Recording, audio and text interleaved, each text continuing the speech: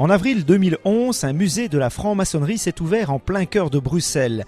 Un geste d'ouverture pour une société longtemps considérée comme étant très secrète avec son langage symbolique. Alors c'est important pour nous parce que nous pensons qu'il convient de montrer au grand public, d'extérioriser la culture maçonnique qui est tout à fait particulière. Alors qu'est-ce qu'on trouve dans ce musée?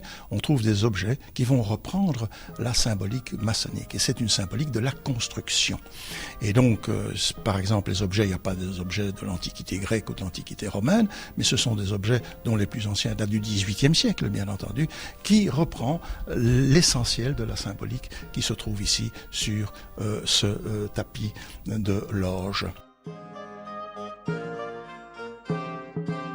Les visiteurs, évidemment, sont confrontés à des objets, mais s'ils viennent, il y a des visites guidées, des explications sont données, parce qu'évidemment, si on vient sans aucune explication, sans même rien connaître de la maçonnerie, c'est le droit de chacun de ne rien y connaître, ça paraît un peu mystérieux et difficile de compréhension. Mais nous organisons des visites guidées et tous les visiteurs sont les bienvenus.